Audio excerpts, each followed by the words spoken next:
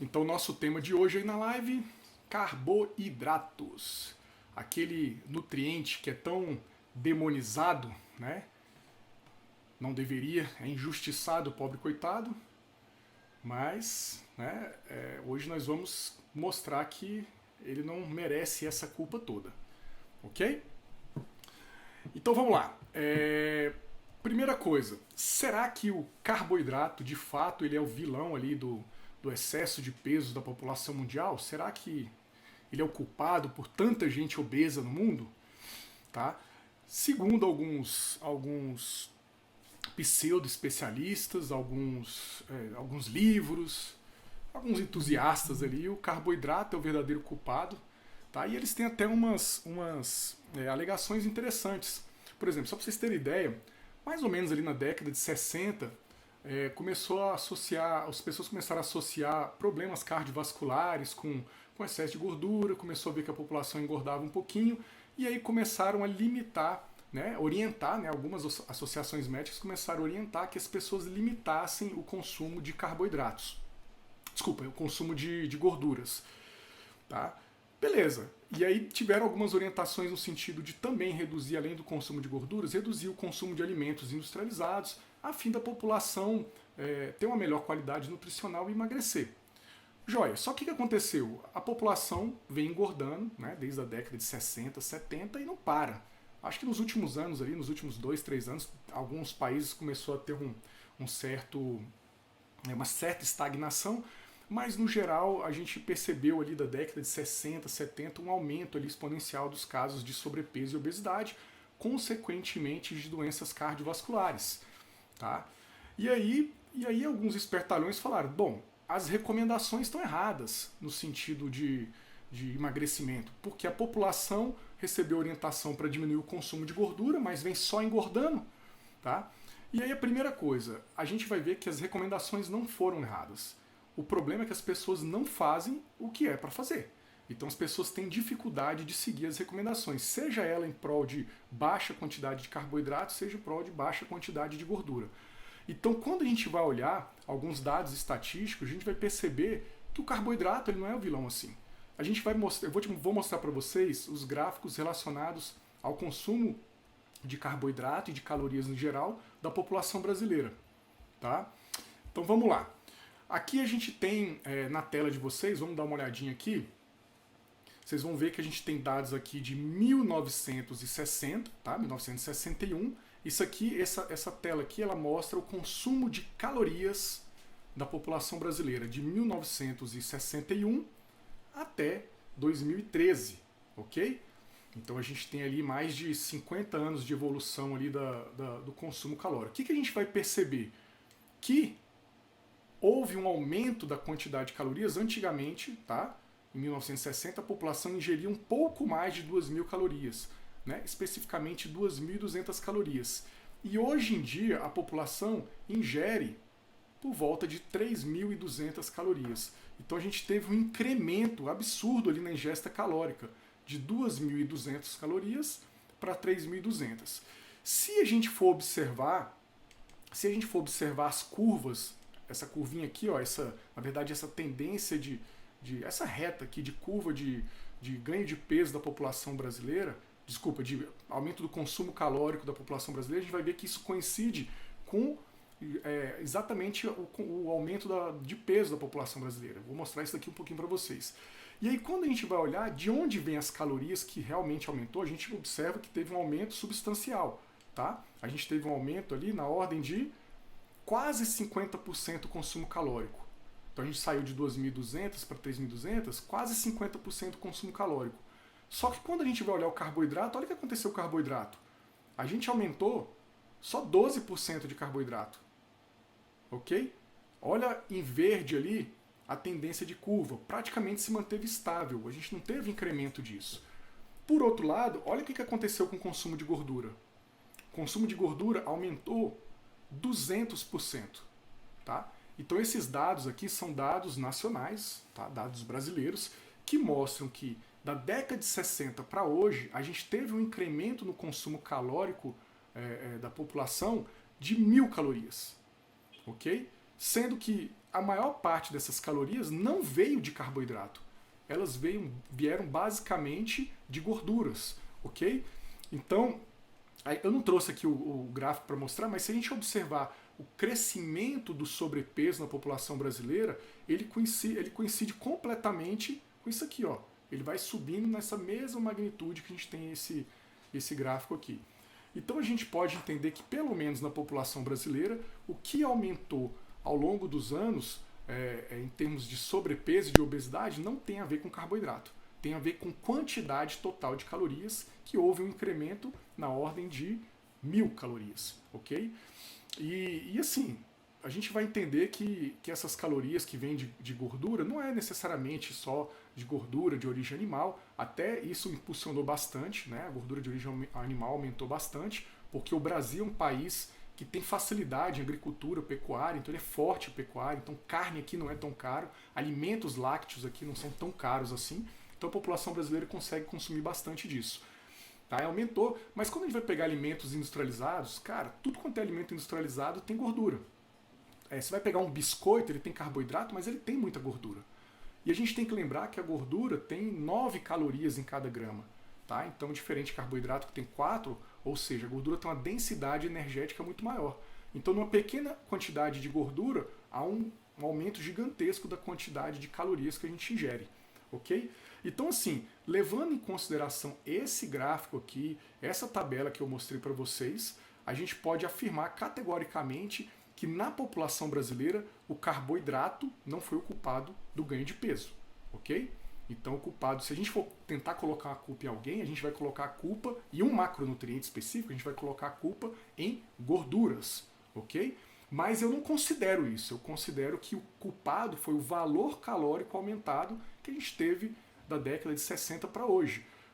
Impulsionado por quê? Impulsionado pelas facilidades do nosso dia a dia. Então, a partir da década de 60, todo mundo começou a ter geladeira, os supermercados foram lotados de produtos em prateleira. Tá? Então, facilidade de processamento, desenvolvimento de tecnologias alimentícias que fez com que os alimentos conseguissem ficar muito tempo armazenados. Okay? E isso facilitou com que a gente tivesse comida rápido em casa, de maneira muito prática. Geladeira sempre cheia, despensa sempre cheia. E mais agora, recente, a gente começou a ter o quê? Começou a ter iFood da vida, né? Então esses produtos de delivery. Putz, então a gente está naquilo que eu chamo de ambiente obesogênico. Eu não, né? A literatura científica chama de ambiente obesogênico. A gente está incrustado ali dentro. É muito fácil para a gente ter acesso à comida hoje em dia. Então é muito fácil da gente ingerir calorias. Tudo que nos cerca é comemoração, é com comida, é tristeza, é afogar as mágoas na comida. Então esse é o problema das pessoas que estão ganhando peso. É caloria, não é excesso de carboidrato. Ok? Também teve uma diminuição do nosso gasto energético ao passar dos anos. Né? Então, só para vocês terem ideia, nessa data mais ou menos aí, 1960, 1970, a gente tinha mais ou menos 40% da população brasileira só vivendo em ambiente urbano. Hoje a gente tem por volta de 85% da população brasileira vivendo em ambiente urbano. E a maioria dessas pessoas trabalham em empregos ali, trabalhos burocráticos, não trabalham mais na roça, não precisam mais se deslocar, tem carro, todo mundo tem carro, quem não tem carro tem acesso fácil a transporte público. Então as pessoas se deslocam muito pouco em grandes centros urbanos. Aí você junta um maior consumo calórico com menor gasto, pronto, está feito aí a desgraça mundial que foi a obesidade, ok? Esse padrão é o padrão brasileiro, mas ele se repete em outros países. Países que têm uma característica de excesso de gordura corporal têm uma característica de padrão alimentar muito parecido com o que a gente tem também, ok? Então vamos lá, vamos agora entrar de fato ali na questão dos carboidratos, a aula é sobre isso. Eu queria só mostrar para vocês que o carboidrato ele não é o vilão, não é o culpado do excesso de gordura corporal. Tá? Então agora a gente vai entrar ali de fato ali na aula de carboidratos para a gente falar um pouquinho sobre algumas funções ali do carboidrato, sobre como é que são as características, como é que a gente escolhe os carboidratos. Então a primeira coisa que a gente tem, a principal função do carboidrato é Vamos dar uma lidinha aqui. Ops. Fornecimento de energia, tá? Então, a função do carboidrato no nosso corpo é fornecer energia. Diferente de gordura e de proteína, o carboidrato ele não exerce uma função diferente ali de fornecer energia. No entanto, alguns órgãos eles são dependentes de carboidratos, eles são dependentes de glicose. Por exemplo, as células sanguíneas, ali, os eritrócitos, tá? Algumas outras células, né? O cérebro ele não é dependente completamente de glicose, mas ele tem predileção pela glicose. Enfim, então o carboidrato ele tem essa função de fornecimento de energia. A proteína tem função de construção de tecidos, de formação de enzimas. A gordura tem outras funções, por exemplo, formação de alguns hormônios. Tem função, por exemplo, como transporte de algumas moléculas. Enfim, já o carboidrato não. Basicamente a função dele é fornecer energia para o nosso corpo. O problema é que quando a gente come muito carboidrato, quando a gente come excesso de carboidrato, esse fornecimento de energia ali, então a gente tem até representado aqui no desenhozinho, dá uma olhada ali, a glicose, o glicogênio, que são carboidratos. Quando a gente tem excesso, especialmente de glicose e outros carboidratos ali, a gente transforma esses carboidratos em estoque de energia. Então ele funciona inicialmente para fornecimento, e se a gente não gasta toda essa energia, a gente estoca essa energia. E a forma que nosso corpo tem de estocar energia são duas. Ele consegue estocar energia na própria forma de carboidrato, ele faz isso estocando energia no músculo, como o glicogênio, essa moléculazinha aqui, e no fígado também, como glicogênio, essa molécula. Só que ele consegue estocar uma quantidade limitada de glicogênio no fígado e no músculo. Porém, no nosso tecido adiposo a gente também consegue estocar energia. Não é na forma de glicogênio, é na forma de triacilglicerol. E esse estoque é virtualmente ilimitado. O quanto a gente comer de calorias o nosso corpo consegue estocar. Então, vamos entender, o problema não é o carboidrato, o problema não é o vilão, o problema é o excesso, tá? O excesso dele. O excesso de qualquer tipo de energia, mas a gente está falando de carboidrato, vamos falar sobre o excesso de carboidratos, ok? Vamos lá, deixa eu beber uma aguinha aqui, eu estou ficando com sede. Eu acho que está tudo certo por enquanto, né? Até combinei com a minha esposa, se não estivesse dando certo, ela ia vir aqui me avisar. Vamos lá. Aqui na tela de vocês, a gente tem aqui a classificação dos carboidratos. Eu não vou me aprofundar nisso, mas é importante a gente entender, tá? Porque as pessoas fazem muita confusão. Ontem, por exemplo, no post de ontem, teve uma menina lá que falou que porque a batata inglesa é um carboidrato simples e por isso que ela é ruim, já a batata doce é um carboidrato complexo e aí ela é boa. Então, quase que eu falo assim, calma minha filha, não é bem assim, tá? Vamos entender o que é carboidrato simples e o que é carboidrato complexo. Então os carboidratos eles são divididos em monossacarídeos, disacarídeos, oligosacarídeos e polissacarídeos. Os monossacarídeos são carboidratos que têm uma molécula só. Então, por exemplo, a glicose, tá? A glicose é uma molécula de carboidrato. A frutose é uma molécula de carboidrato. A galactose, vocês não vão talvez ser muito familiarizados com ela, é uma molécula de carboidrato. Então esses são os monossacarídeos, carboidratos que têm uma moléculazinha só. Esses monossacarídeos eles podem se juntar entre eles, formando aquilo que a gente chama de disacarídeos. Então, por exemplo, a sacarose, que é o açúcar de cozinha, aquele açúcar branquinho lá que o pessoal adora, ele é um disacarídeo. Ele é uma mistura de uma molécula de glicose mais uma molécula de frutose. As duas se juntam formando a sacarose. A lactose, aquele carboidrato do leite, ele é a junção de uma molécula de galactose, mais uma molécula de glicose, tá? É o disacarídeo. Esses são os carboidratos que a gente chama de carboidratos simples, ok? E tem os oligosacarídeos, que são a mistura de mais de uma quantidade de carboidratos. Tem alguns oligosacarídeos que são moléculas pequenas, 3, 5, 7, e tem os polissacarídeos, que são moléculas grandes, tá? Por exemplo, maltodextrina, por exemplo, é um oligosacarídeo, e ele tem uma absorção rápida, tá? Aí a gente tem outros, rafinose, estaquiose, e tem outros oligosacarídeos. E o que a gente chama de carboidratos complexos são os polissacarídeos, e aí destaque para o quê? Para os amidos. ok? Então a maior parte dos carboidratos que a gente tem ali em cereais, em batata, tubérculo, essas coisas, são amidos.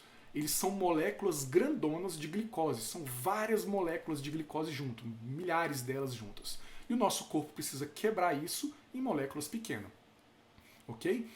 E aqui também a gente tem o glicogênio, que é uma forma que nosso corpo armazena a glicose, tá? Dentro dele, ali no músculo, no fígado, é na forma de glicogênio, ou seja, várias moléculas de glicose junto.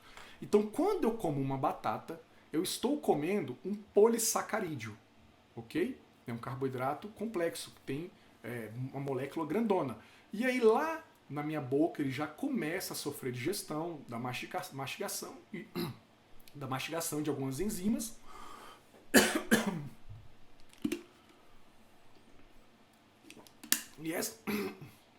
E essa, nossa, acho que eu engasguei com a saliva.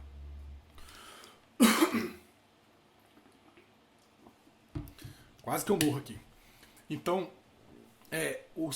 o amido, né, os polissacarídeos, eles começam a digestão ali na boca e aí continua a digestão e finaliza essa digestão ali no intestino. Quando ele finaliza a digestão no intestino, aquela molécula gigante de polissacarídeo ela foi transformada em milhares de moléculas pequenininhas de glicose. Tá? Então entenda, todos os carboidratos que a gente consome, no final das contas, eles vão ser transformados em açúcar no nosso corpo. Tá? Então, monossacarídeos e disacarídeos são aqueles carboidratos que a gente chama de açúcar. Então todo mundo acha que açúcar é só a sacarose. E não. A lactose é um açúcar. A frutose é um açúcar. A glicose é um açúcar. E todos os carboidratos que a gente consome no nosso corpo, eles são transformados em açúcar. Beleza? Combinado? Então, vamos lá. A gente daqui um pouquinho chega lá para tentar definir melhor quais são esses tipos de carboidrato, quais são os carboidratos mais adequados. É bom a gente contextualizar aqui primeiro para entender que o que faz um carboidrato ser bom ou não necessariamente é essa questão de se é carboidrato simples ou complexo não, tá? Tem outras coisas que são mais importantes. Então beleza, vamos lá. Geralmente, quanto menor a molécula do carboidrato, mais rápido ele é absorvido, tá? É fácil de a gente entender isso. Imagina, tem uma molécula grandona, várias glicoses juntinhas ali, tá? Então, por exemplo, um amido, e para o meu corpo quebrar isso, ele demora um pouquinho de tempo, ele tem um trabalho um pouco a mais. Consequentemente, a absorção desse carboidrato tende a ser um pouquinho mais lenta, ok? Nesse sentido, os monossacarídeos, aqueles mais simples, e os disacarídeos, eles têm uma absorção bem mais rápida. E quando a gente tem absorção mais rápida, a gente tem uma tendência a ter efeitos metabólicos ruins, principalmente quando consome muito desses carboidratos. Então aqui a gente está falando aqui da sacarose, que é o açúcar de cozinha, da lactose, todos eles são absorvidos rapidamente, eles tendem a aumentar a secreção de insulina. Quando aumenta a secreção de insulina, isso causa uma hipoglicemia que pode aumentar a fome e fazer a gente comer mais. Então, teoricamente, comer esses açúcares ali, esses carboidratos mais refinados, mais simples, eles promovem alterações desfavoráveis para o nosso corpo. Isso quando eu estou falando dessas moléculas isoladas, por exemplo, a frutose isolada. Ok? Falando em frutose, começou a sair um papo ali de que a frutose é um vilão, né? Que ela é um carboidrato ruim, que a gente deveria evitar frutas. Por quê? Porque a frutose ela tem uma metabolização diferente de alguns outros carboidratos no nosso corpo. Ela sofre, a maior parte da metabolização dela acontece no fígado. E lá no fígado, quando tem uma quantidade elevada de frutose, a gente faz um processo que chama lipogênese de novo. Ou seja, a gente transforma esse carboidrato mais facilmente numa molécula de gordura. Tá?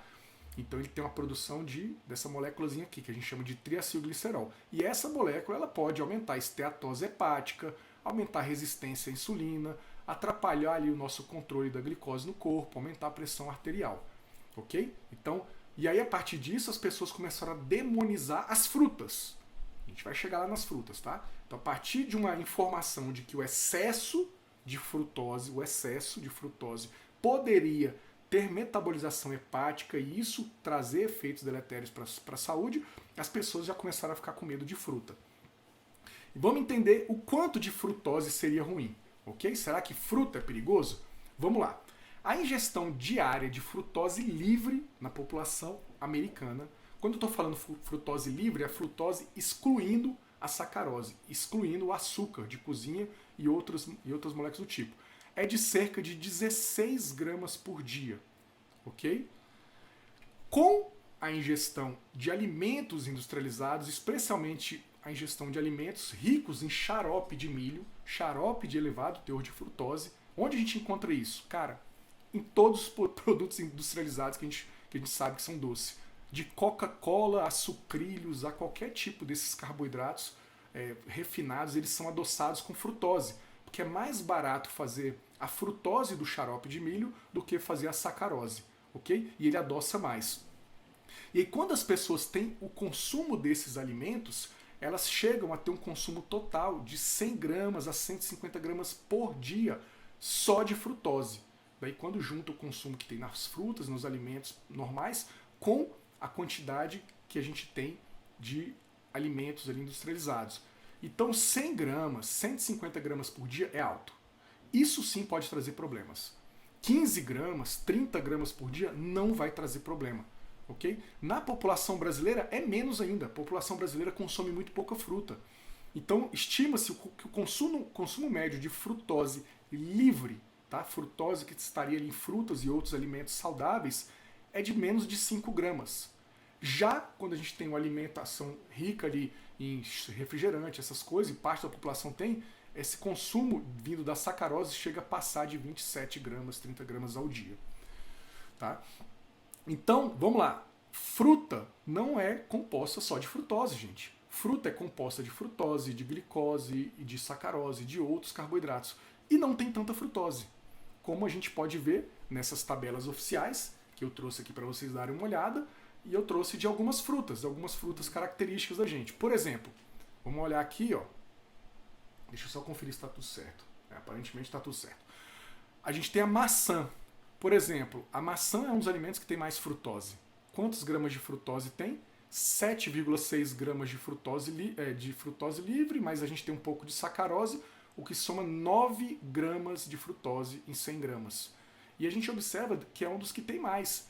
Olha aqui nessa tabela aí, que está aqui ao lado direito de vocês, é o meu também.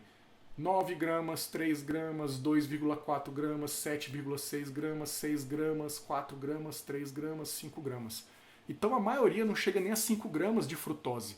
Aí na tabela aqui a gente tem o quê? A gente tem maçã, damasco, goiaba, melão, banana, amora, mirtilo, kiwi, todos com consumo muito baixo, todos com a quantidade muito baixa de frutose. O que tem mais aqui é a maçã.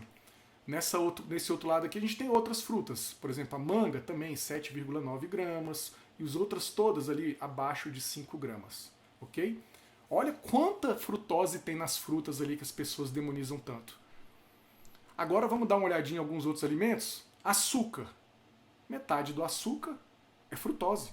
Então a gente tem no açúcar 48 gramas em cada 100 gramas. No mel, 43 gramas de frutose. Olha no xarope de frutose. 72 gramas. Tá? Será que o problema, o que vai trazer risco ali de saúde, o que vai trazer esteatose hepática, o que vai fazer o teu fígado ficar ruim, é a frutose que está nas frutas? Ou é a frutose presente nos alimentos industrializados, ricos em açúcar, ricos em mel, em xarope, coisas do tipo? Tá? Então pare e pense nisso. Antes de colocar culpa na coitada da fruta, pense que tem outros alimentos que são muito mais, tem às vezes 5, 10 vezes mais frutose do que as frutas. E é fácil da gente consumir muito desses alimentos. Então, definitivamente, parem com isso. Fruta não traz problema de saúde. Nenhum. E detalhe, a fruta tem outros componentes, que a gente vai falar mais pra frente, que fazem muito bem também. Então, eles são excelentes ali para a saúde. Aí eu mostrei para vocês o efeito metabólico que a gente tem quando a gente ingere disacarídeos e monossacarídeos, que tem absorção mais rápida e, principalmente se eu consumo em grande quantidade, eu posso ter efeito deletério para a minha saúde. Já os amidos, aí a gente vai classificar os amidos basicamente em 2 tipos de amidos. São 3, mas a gente vai classificar em 2. Os de digestão mais lenta tá?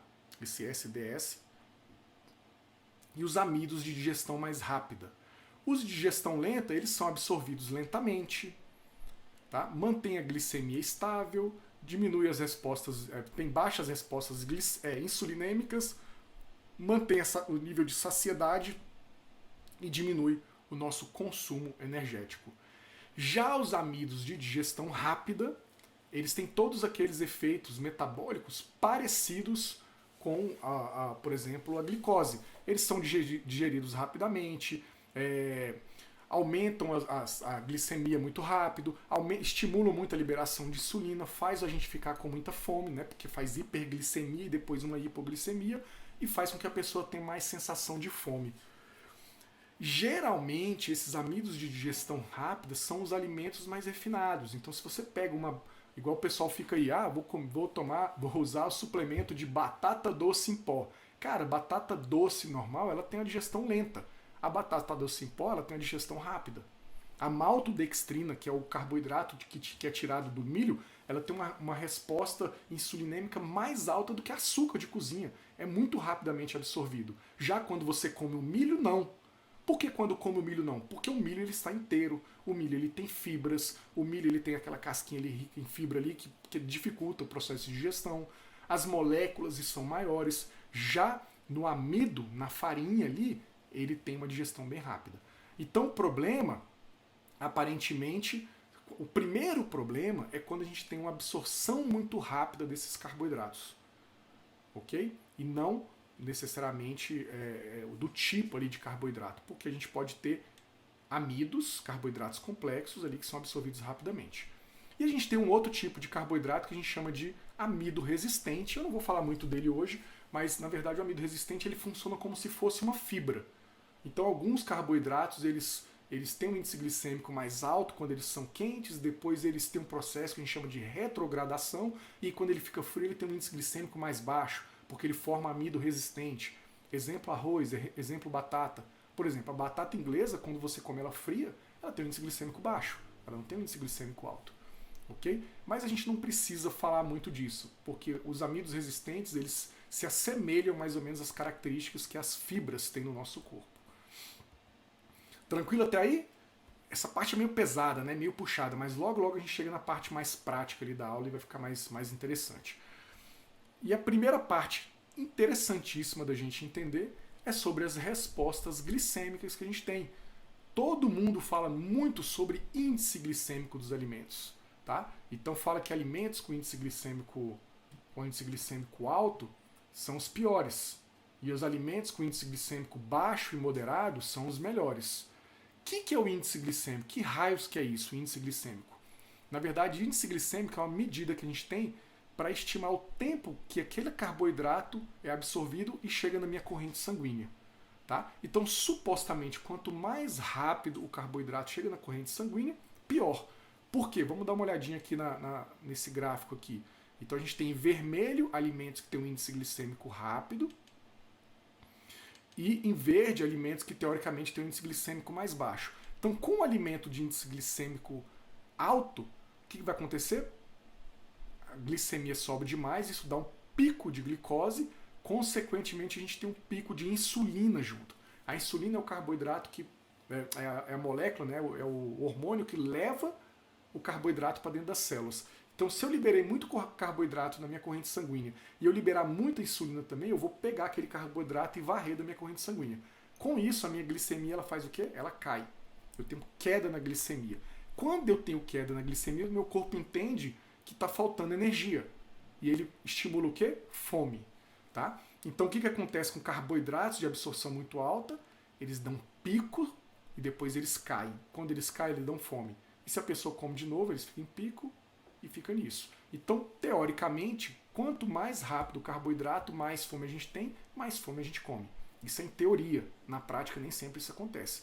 Por outro lado, o carboidrato, que tem uma absorção mais lenta, ele vai liberando as moléculas gradativamente ali na corrente sanguínea, e aí com isso a gente mantém a glicemia mais estável, sem dar picos e sem dar queda, mantendo então a gente de uma maneira sem fome, tá? Isso ali é o que as pessoas pregam ali, tá? Acontece isso? Sim, Acontece, e o índice glicêmico ele me fala uma informação sobre um alimento isolado. Tá? Então, por exemplo, qual que é o índice glicêmico da batata? Dependendo de como você faz, ele é alto. É um alimento isolado. Mas será que no mundo real, na nossa vida, a gente come o alimento isolado ou a gente come ele misturado com outras coisas? Tá? Então vamos parar para pensar nisso aí também. Aí beleza, vamos lá, vamos falar aqui sobre o índice glicêmico. O que é um índice glicêmico alto, baixo, moderado? Então geralmente índice glicêmico alto é quando tem um índice, baixo é quando ele tem menos de 55, moderado de 55 a 70 e alto acima de 70. E as pessoas morrem de medo de índice glicêmico alto. Aí começa o primeiro porém. Mais importante, quando eu estou falando principalmente ali de acúmulo de gordura, não é só o índice glicêmico, mas sim a quantidade total de carboidrato que eu tenho naquele alimento. E aí a gente tem um outro nomezinho, uma outra variável que a gente chama de carga glicêmica. A carga glicêmica ela leva em consideração duas variáveis: a quantidade total de carboidrato que o alimento tem e a velocidade que ele é absorvido. Ou seja, ela leva em consideração o índice glicêmico e a quantidade total. Essa carga glicêmica, teoricamente, ela é mais importante. Tá? Vamos entender por quê? Vou te dar exemplo aqui de dois alimentos. Tá? Dois alimentos. Macarrão e melancia. Um monte de gente vai achar que macarrão tem um índice glicêmico alto, né? Macarrão branco, que eu tô falando. E não, ele não tem um índice glicêmico alto. O macarrão branco, ele tem um índice glicêmico de 51. Ele tem um índice glicêmico baixo. Por outro lado, a melancia, ela tem um índice glicêmico alto. Ela tem um índice glicêmico de 80. Se eu for pensar só no índice glicêmico, eu vou falar que qual que engorda mais? Eu vou falar que a melancia então engorda mais, porque ela tem um índice glicêmico mais alto. Mas será que isso é uma verdade? Não é. Por quê? Vamos pegar aqui porção de 180 gramas. Porção de 180 gramas de macarrão vai me fornecer 41 gramas de carboidrato. A mesma porção, 180 gramas de melancia, vai me fornecer 9 gramas de carboidrato. Sendo assim, eu tenho uma carga glicêmica de 23 no macarrão e uma carga glicêmica de 7 na melancia. Então, qual que vai ser mais engordativo? Se eu estiver falando da mesma quantidade padronizada, o macarrão. Por quê? Porque ele tem uma carga glicêmica maior. Eu nem gosto, eu já falei muito isso, mas hoje em dia eu nem gosto muito de falar sobre a carga glicêmica e nem sobre o índice glicêmico. Por quê? Porque tem um monte de estudo que mostra que isso não faz muita diferença. Tá? É legal da gente entender, eu mostrei para vocês, mas isso não faz uma diferença absurda. É mais importante eu me atentar a essa variável aqui, ó, que é a variável quantidade de carboidrato. 41 gramas e aqui 9 gramas. Ok? Então aqui eu tenho muito mais calorias. Claro que eu estou falando de uma porção igual, de 180 gramas aqui e 180 gramas aqui. 180 gramas de melancia tem pouquinho carboidrato, por quê? Porque a melancia tem um monte de água. Ok? Então, mais importante quando eu estou falando no sentido de emagrecimento é basicamente a quantidade de carboidrato que um alimento tem. Ok? As outras coisas são secundárias. O índice glicêmico, por exemplo, ele é secundário em termos de preocupação. Eu não tenho que me preocupar tanto com isso. No finalzinho da aula eu vou mostrar isso para vocês de uma maneira bem prática. Então vamos partir agora para as recomendações ali sobre quantidade de carboidrato para hipertrofia e para emagrecimento. E também vamos falar um pouquinho sobre as melhores opções, para a gente ter de maneira bem prática ali esse entendimento. Primeiro, a gente tem recomendações bem determinadas sobre a quantidade de proteína que a gente precisa comer, por exemplo, para hipertrofia. Mas quando a gente vai falar de carboidrato, cara, é complicado a gente determinar isso, porque depende de uma série de variáveis. Depende do nível de treinamento que a pessoa está, se ela gasta muita energia, se ela tem um treinamento que é muito longo, depende de questões metabólicas, então aquelas pessoas que têm a velocidade do metabolismo mais rápida, tá? Então depende de uma série de coisas. O pouco que a gente tem de recomendação ali para hipertrofia vem de alguns estudos e a maioria desses estudos eles falam muito mais sobre o treinamento físico em geral do que sobre a musculação, por exemplo, do que sobre treinamento de força especificamente falando. Mas a gente pode tentar tirar alguns insights ali. Por exemplo, Atividade física em geral, a maior parte das pessoas faz esse tipo de atividade aqui, que é de 30 a 60 minutos, 3, 4 vezes por semana, tá? E eles consideram atividade de intensidade mais alta quando a pessoa chega a treinar até 2 horas por dia, 3 horas por dia, de 5 a 6 vezes por semana. Aí a gente observa que para a maioria das pessoas, usar entre 3 gramas e 5 gramas de carboidrato por quilo de peso vai ser muito bom para hipertrofia, tá? Já pessoas que têm um ritmo mais intenso, por exemplo, ele faz a musculação, depois faz mais uma aula de spinning, essa pessoa ela vai ter que usar um pouco mais, de 5 a 8 gramas. Mas a gente percebe que a diferença de 5 para 8 é muito grande. Tá? Por exemplo, uma pessoa de 100 quilos, ela vai usar, vezes 5, ela vai usar 500 gramas ou 800 gramas. Cara, é mais do que 50% a mais. Então é uma diferença muito significativa. É difícil a gente determinar isso. Eu não gosto de fazer esses cálculos. Eu gosto de determinar isso a partir das respostas que as pessoas têm frente ao treinamento. Ok? Então, por exemplo, se a pessoa está querendo ganhar massa muscular e é o nutricionista, vamos dizer que ele calculou a quantidade de calorias e aí ele colocou que esse indivíduo deve consumir 5 gramas de carboidrato por cada quilo de peso.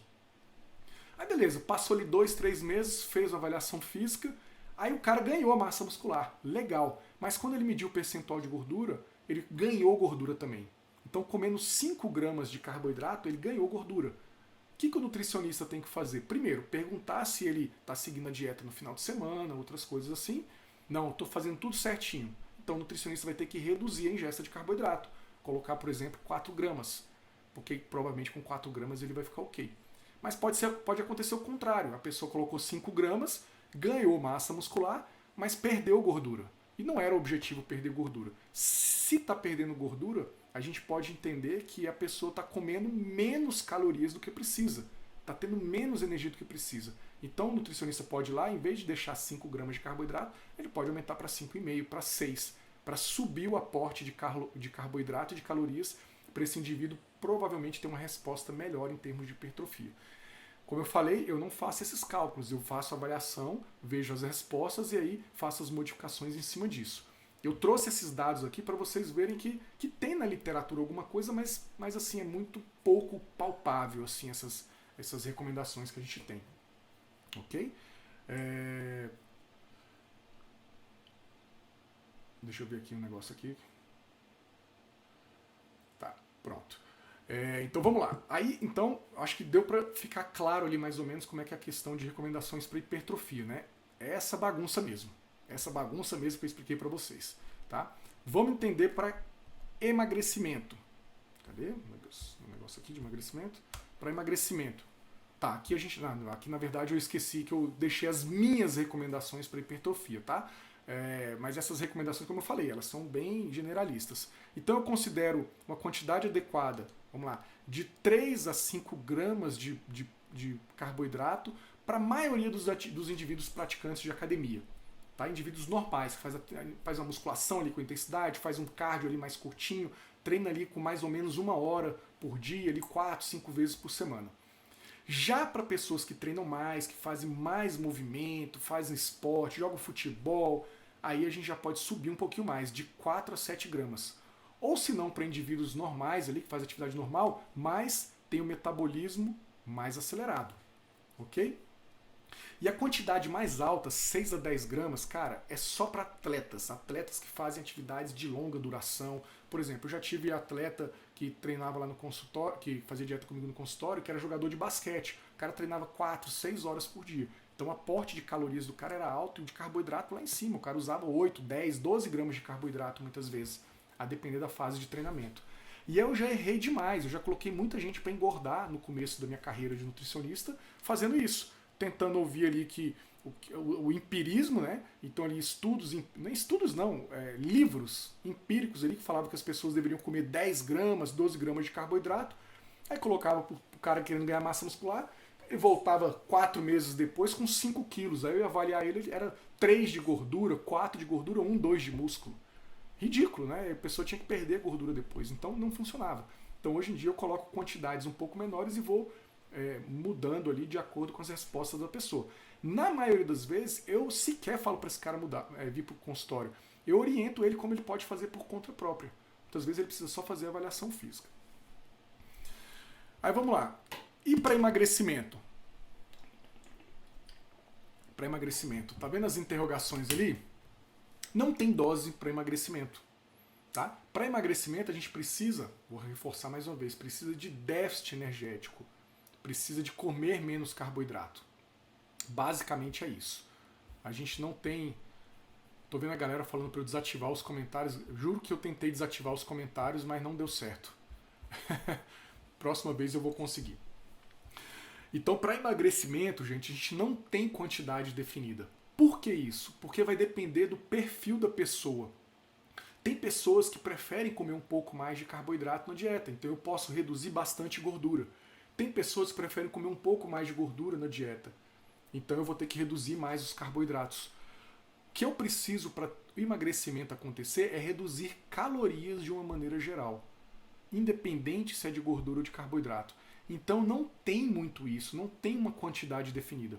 O que eu posso dizer para vocês com toda segurança é que quando as pessoas optam por dietas que são muito reduzidas em carboidrato, elas têm um monte de problema.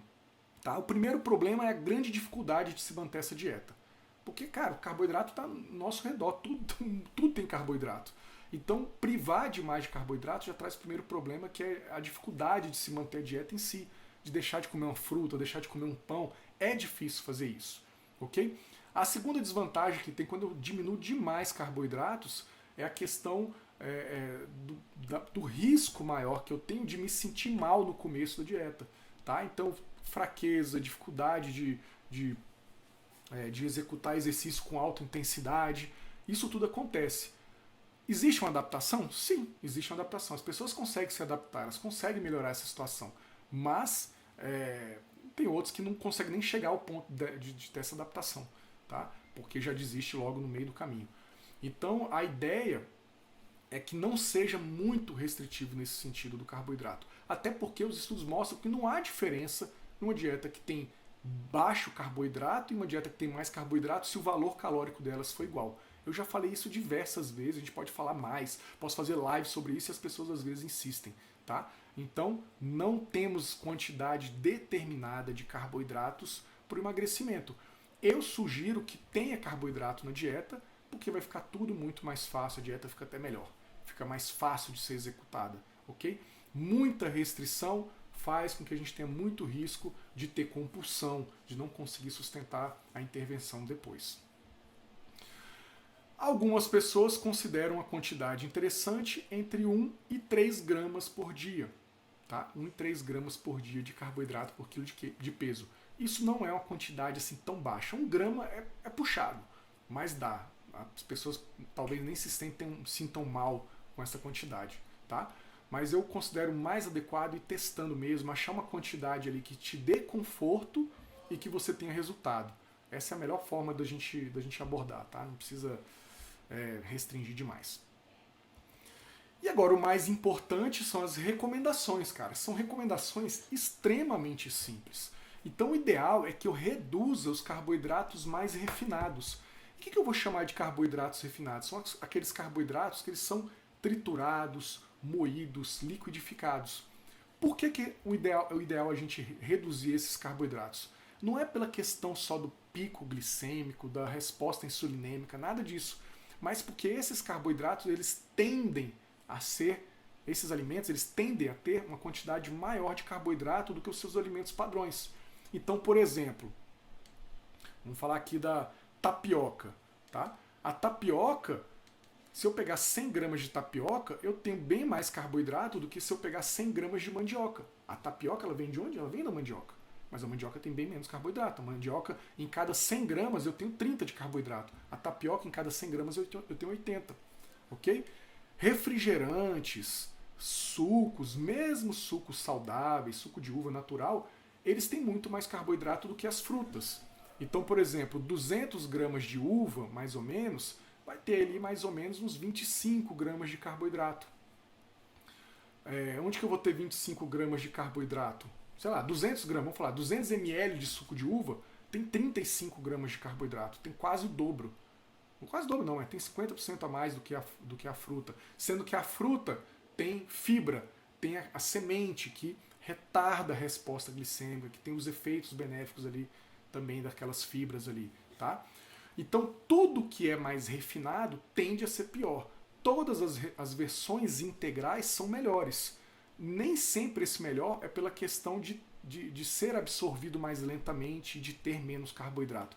Por exemplo, não há tanta diferença na velocidade de absorção e na quantidade de fibra de um macarrão branco para um macarrão integral. Mas o macarrão integral ele é mais rico nutricionalmente falando. Ele tem mais elementos químicos favoráveis para a saúde. Ok?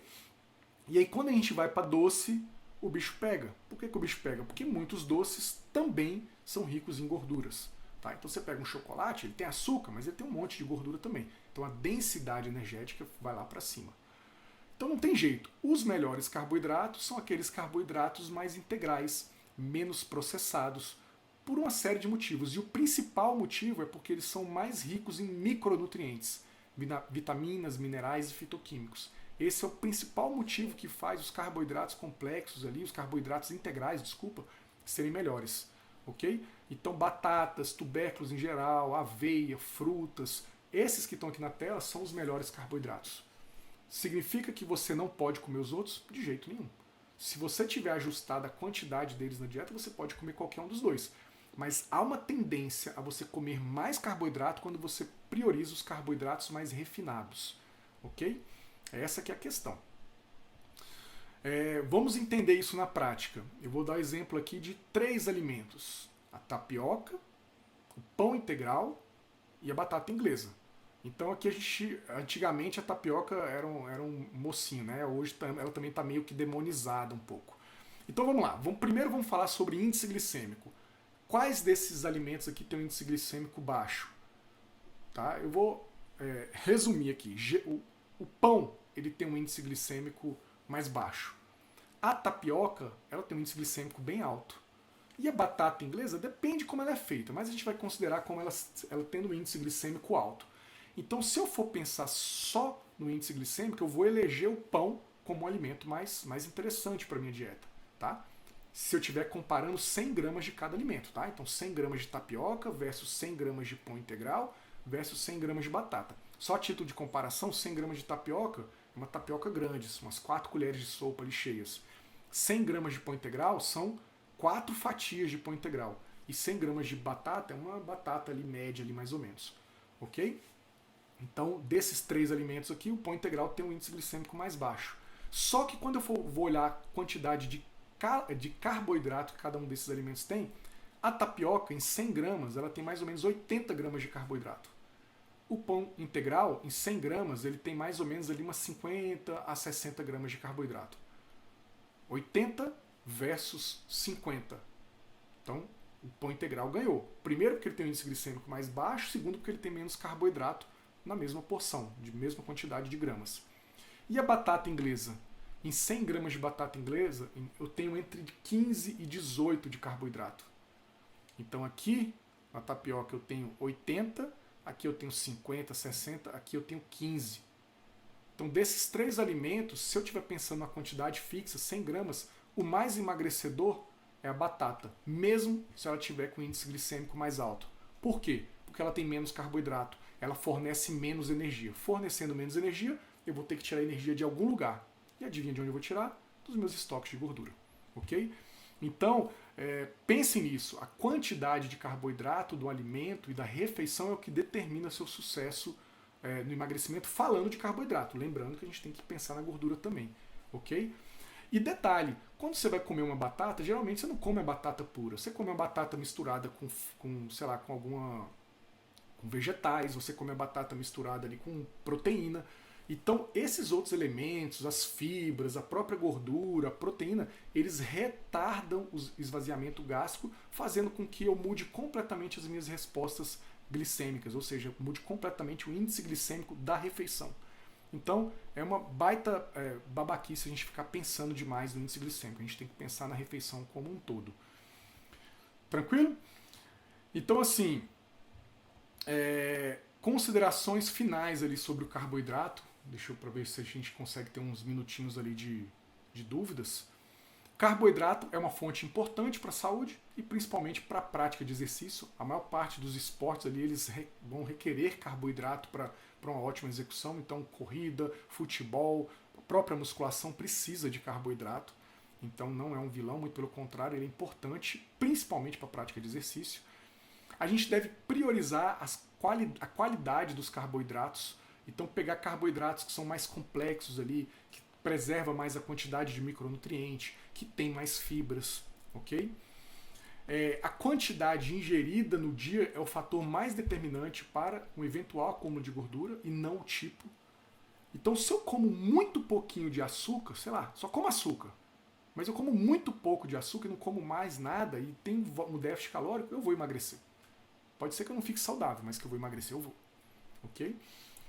E ao priorizar alimentos naturais, alimentos mais integrais, aqueles alimentos que são os bons alimentos ali, evitando industrializado, já há uma grande chance de eu ter um bom resultado, de eu diminuir drasticamente a ingesta de carboidratos, de alimentos ricos em carboidratos. Então por isso que eu sempre falo, por exemplo, dos vegetais. Os vegetais eles são sensacionais, porque eles têm um monte de fibra, um monte de vitamina, um monte de fitoquímico e uma quantidade bem baixa de carboidrato. Então, numa alimentação saudável, riquíssima ali em vegetais, você colocar ali um pouco de arroz, um pouco de feijão, uma fruta ali de sobremesa, isso é tranquilo. A pessoa consegue emagrecer isso tranquilamente, desde que ela cuide também das quantidades de gordura da dieta, tá? Então, uma dieta low carb, ela não é melhor do que uma dieta low fat. Tem um monte de estudo mostrando isso. Quando o valor calórico é igual, as respostas tendem a ser iguais, tá? Então, o que eu considero adequado para o emagrecimento é diminuir um pouquinho a quantidade de carboidrato para diminuir caloria, mas diminuir gordura também. Diminuindo gordura, isso fica muito mais fácil, a dieta fica muito mais simples da gente conseguir manejar ela. Ok? Vou abrir agora, deixa eu ver, parece que ficou ativado os comentários, não sei, o meu aqui está desativado. Não sei se eu desativei depois. Eu vou ativar de novo os comentários, a gente deve ter algum tempinho ali, pelo menos uns 10 minutos. E aí a gente... Vamos ver aqui Vamos ver aqui, ativando aqui. Aí vocês podem perguntar, se tiver alguma resposta, até cair a live aqui, eu vou respondendo para vocês. Pelo menos por mais algum tempinho. Caiu? Não. Beleza, podem fazendo pergunta aí, galera. Eu vou vendo aqui, tentando acompanhar, porque eu tenho um delay aí com relação a vocês ali na quantidade de tempo aqui. Então eu estou falando, mas tem um delay grande ali. Então vão fazendo perguntas ali, se vocês acharam que tiver alguma dúvida. Estão perguntando se a live vai ficar salva. Cara, tomara. Eu estou fazendo de uma forma diferente, então não posso garantir. Eu vou tentar deixar ela salva. Grávidas queimam carboidrato mais rápido? Não, grávidas queimam carboidrato provavelmente na mesma velocidade que qualquer pessoa, tá? Grávidas têm uma necessidade um pouquinho maior de energia por dia, e essa energia pode vir do carboidrato. Vamos lá. Em dietas hipercalóricas com alto índice glicêmico tem mais tendência a engordar? Então, dieta hipercalórica tem mais tendência a engordar, não necessariamente com mais índice glicêmico mais alto. Se tem mais caloria na dieta, se essa caloria vem de mais carboidrato, ela tende a engordar mais. Não faz muita diferença se o índice glicêmico é alto ou não. As fibras entram na conta dos carboidratos? Cara, não. Por quê? Porque as fibras a gente não absorve elas. As fibras elas são digeridas pelas bactérias que habitam ali no nosso intestino, trazendo repercussões bem positivas, produzindo, por exemplo, um composto que chama ácido graxo de cadeia curta, que tem um monte de efeito metabólico, por exemplo, no aumento da saciedade. É um dos exemplos de efeito metabólico interessante. Então as fibras não entram nessa conta. E, gente, não fica contando não, cara. Não fica contando o diabo do carboidrato, não. Come menos se quer emagrecer e pronto. Ó, uma pena, estava trabalhando, só cheguei agora. Torça para dar certo de ficar salva. Depois dos 50 anos, mesmo treinando todos os dias por 2 horas, é preciso reduzir ainda mais os carboidratos? Cara, depende. Você precisa ir no nutricionista para saber se o problema é o carboidrato ou outro alimento. Vou falar uma coisa para vocês. A maioria dos pacientes que eu atendo, o maior problema deles não é o carboidrato, é gordura, tá?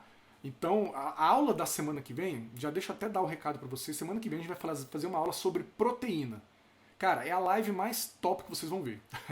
Por que ela é tão top? Porque eu vou falar sobre as recomendações de proteína, tanto para hipertrofia, quanto para emagrecimento, do impacto da proteína no processo de emagrecimento. Só que tem uma parte da aula que é muito legal, que é a parte que eu falo sobre os tipos de proteína. Tá? Que eu falo sobre ovos, sobre queijo, sobre proteínas gordurosas e sobre como a gente escolher as proteínas. E essa parte aí dá um nó na cabeça das pessoas. As pessoas ficam malucas quando percebem onde estão errando. Então muita gente mesmo não erra no carboidrato. Erra na escolha de proteína. Come proteína muito gordurosa e aí não consegue ter resultado. Putz, estou comendo pouco carboidrato, não tenho resultado. Na hora que vai ver, está se entupindo de proteína gordurosa. Então não percam a aula da semana que vem. Eu vou falar sobre proteína e quem tiver na aula, na live, eu vou liberar um e-book, tá? Um e-book sobre proteína. Bem legal o e-book, então vocês vão poder ter acesso a esse e-book. Já dá para vocês se inscreverem pela live. Provavelmente semana que vem eu vou fazer a live no YouTube. Então, assim, vocês precisam se inscrever. Tá? Vocês vão entrar lá no link do meu perfil e lá no link do perfil vocês vão poder fazer a inscrição, tá? Então, deixa eu ver aqui se eu acho aqui o meu, por exemplo, o link do... Ah, não vou conseguir achar o link do perfil aqui. Então, eu ia tentar tirar um print para vocês aqui para ver. Vocês vão entrar no meu perfil lá, tem um linkzinho, vocês clicam lá e vocês já vão poder fazer a pré-inscrição para essa live que vai ter na semana que vem. Qual o motivo de fazer essa pré-inscrição? Vocês, primeiro, serem lembrados da live. Segundo, receber o e-book. Tá? O e-book sobre proteína que eu vou mandar. Então eu vou mandar uma tabela de proteína dividida. O que é proteína magra, o que é proteína moderada, o que é proteína gordurosa. Ok? Acho que eu tenho só mais 5 minutos aqui. Então não deixem de fazer a inscrição ali para participar da live da semana que vem. Estou vendo que tem 300 pessoas aqui ao vivo aqui. Não deixem de fazer, galera. Cite os alimentos mais inflamatórios. Cara, os alimentos mais inflamatórios tendem a ser as gorduras ruins, gorduras saturadas, açúcar, mas o que tem mais de inflamatório no mundo é excesso de gordura corporal. A pessoa está acima do peso, ela vai ser inflamada. Por que os picos glicêmicos causam uma resposta inflamatória? Desconheço essa relação. O corpo só vai acumular gordura depois que os estoques de glicogênio estiver cheio? Não. Ele pode acumular gordura com um estoque de glicogênio vazio, por exemplo, consumindo gordura, por exemplo. Qual a diferença da batata doce e da inglesa? Cara, em termos nutricionais, a batata inglesa ela tem menos calorias do que a doce, tá? Então, ao contrário do que muita gente imagina. Dependendo da forma de preparo, a absorção da doce é mais lenta. Eu, geralmente, na maioria das minhas dietas, eu prescrevo batata inglesa, porque ela tem menos caloria. Só para vocês terem ideia, para a mesma quantidade de calorias, uma porção de batata inglesa são 150 gramas. E a de batata doce são 100 gramas. Você pode escolher qualquer uma. Na minha dieta, você pode escolher qualquer uma. A de mandioca são 80. Se você quiser, sei lá, comer abóbora cambotiá, por exemplo, são 220 ou 250. Você escolhe. Prefere 220 de abóbora ou 80 de mandioca? A escolha é sua. Os dois vão proporcionar a mesma quantidade de carboidrato naquela refeição. Carboidrato no pré e pós-treino. Como você divide? Eu não divido de nenhuma forma. Eu já fiz uma aula sobre pré e pós-treino e mostrei que isso é irrelevante. Pelo menos para atividades de academia, musculação, coisas do tipo. Para esporte, muda completamente. Existe algo que possa diminuir a vontade de comer doce? Existe. Doce. Você come doce, você diminui a vontade de comer ele. Tá? Então isso não existe, gente. Existe controle. Se você tem dificuldade com doce, você precisa aprender a se controlar. E não excluir ele da sua dieta. Excluir é errado. Eu falo isso direto, as pessoas não querem escutar. É possível ter hipertrofia em dietas low carb e normocalóricas? Cara, é possível ter hipertrofia sim, mesmo em dieta hipocalórica. Tá? Mas assim, se o seu foco principal é ganho de massa muscular, não é a escolha mais adequada fazer uma dieta low carb. É fazer uma dieta ali com 50%, 60% de carboidratos. Sendo hipercalórica, ligeiramente hipercalórica. Então não é mais indicado. Agora você quer ter emagrecimento, ou seja, focar na perda de gordura, mas também ter ter ganho de massa muscular, então tem como fazer isso numa dieta hipocalórica, independente se ela é low carb ou não. Cuscuz é ruim? Não, cuscuz é bom. Cara, tem muita pergunta aqui. Vamos fazer o seguinte, façam as perguntas no último post, que foi o post que eu falei da live hoje. Façam as perguntas lá e eu vou responder ali nos stories. Vou responder nos stories, ou senão depois eu abro uma live só de perguntas e respostas. Ok? Eu acho que eu estou até querendo testar aqui para saber até quando o Instagram vai deixar eu ficar ao vivo. Mas tem muita gente perguntando. Façam isso, gente. Depois vão lá no último post lá. Primeiro vocês falam se vocês gostaram aqui desse formato, tá? De ter os slides. E deixam as perguntas lá que eu vou respondendo para vocês. Eu vejo se eu vou responder nos stories ou se eu vou pegar todas, anotar e fazer um vídeo respondendo elas, ou faço mais uma live respondendo. Aqui eu já estou querendo dormir já. Hoje o dia foi puxado de trabalho. Faz live sobre jejum intermitente. Já fiz duas lives sobre jejum intermitente. Quando será a live de proteína? Terça-feira que vem, às 9 horas, será a live de proteína. Não esqueçam de deixar marcado lá. Link da bio. Beleza? Deixa eu ver aqui. Quando será? Quando será? A galera perguntando. Terça-feira que vem. Quinta-feira agora, galera, a gente tem live de consultoria, tá? Live de consultoria. Então, para quem não estava nas outras lives, toda quinta-feira eu estou pegando 2 pessoas e fazendo uma consultoria ao vivo. Então eu pego o problema dela, a gente define uma estratégia para essa pessoa emagrecer, ok? Ou ganhar massa muscular, seja qual for o problema da pessoa. As 2 pessoas dessa semana já foram definidas semana passada, mas para outra semana ainda tem gente. Eu vou fazer um sorteio, né? A gente falou que na última live eu coloquei para vocês darem um nome para esse quadro que vai ser essa consultoria, e aí eu vou escolher 4 dos nomes que eu gostei mais e a gente vai ver quais desses 4 são mais legais ali. Não vou fazer um sorteio, eu vou fazer ali uma disputa entre esses 4 nomes que eu gostei mais, e aí aquele nome que for mais cotado ele vai ganhar uma dessas vagas de consultoria. A outra eu vou escolher ou se não sortear.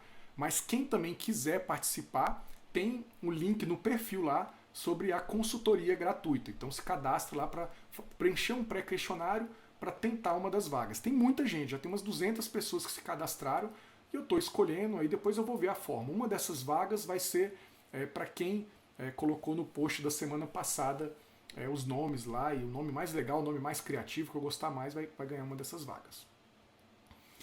Ok, galera? Então, não sei se já acabou.